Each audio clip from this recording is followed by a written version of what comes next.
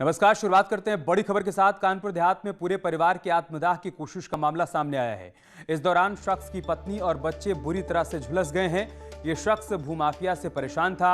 उसका आरोप है कि उसे जमीन खाली करने की धमकी लगातार मिल रही है। पत्नी और बच्चों की हालत गंभीर बनी हुई है। पुलिस जांच के बाद कार्रवाई की बात कह रही है। कानपुर देहात से ये बड़ी खबर हम आपको बता रहे हैं, जहां पर पूरे परिवार ने आत्मदाह करने की कोशिश की है।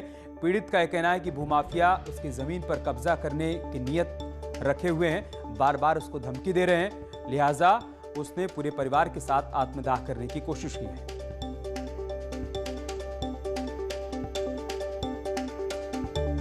से टीम आके पैमाइश करके गई है।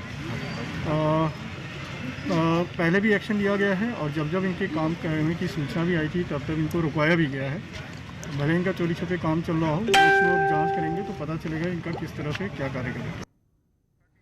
तो एडीएम का कहना है कि पूरे मामले में जांच करवाई जाएगी, उसके बाद ही बात साफ हो जाएगी और कार्रवाई भी की जाएगी। लेकिन इन सब के बीच तस्वीरें हम आपको दिखा रहे हैं, जहां पर आत्मदाह की कोशिश के बाद हालत गंभीर बनी हुई है। सभी घायलों को अस्पताल में भर्ती करवाया गया है। पत्नी और बच्चे की हालत ज़्यादा गंभीर है। शख्स का कहना है कि वो कई बार शिकायत भी कर चुका है, लेकिन कहीं पर कोई सुनवाई नहीं हुई, लिहाजा उसको ये कदम उठाना पड़ा है। भूमाफिया पर उसने सीधे तौर पर आरोप लगाया है कि उसकी ज़मीन को कब्जाने का प्रयास किया जा रहा है और उसे बार बार धमकी भी दी जा रही है। हमारे सहयोगी सौरभ इस वक्त कानपुर देहात से हमारे साथ जुड़ चुके हैं। सौरभ, क्या जानकारी है आपके पास? देखिए, पूरा मामला दबंगों से जुड़ा हुआ है जो जमीन पर कब्जा कर रहे थे। ये पूरी कब्रिस्तान की जमीन है जो कानपुर देहात में पड़ती है और यहाँ पर जो पीड़ित परिवार है, इनका आरोप था कि ये जमीन पर जबरन कब्जा कर रहे हैं और उसको लेकर के वो थाने पुलिस से लेकर के जिला अधिकारी तक गए थे, जहां से उनको न्याय की गुहार लगाई, लेकिन उनको न्याय नहीं मिला।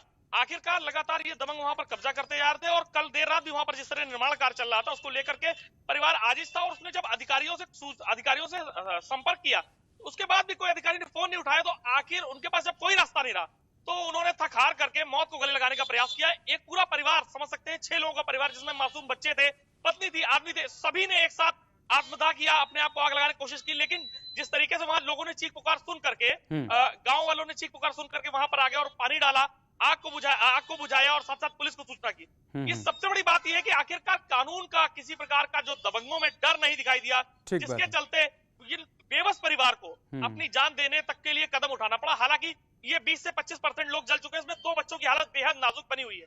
ठीक है सौरभ, बहुत शुक्रिया आपका हमारे साथ जुड़ने के लिए और जानकारी हम तक पहुंचाने के लिए। उधर मेरठ में एक भतीजा ही अपनी चाची का कातिल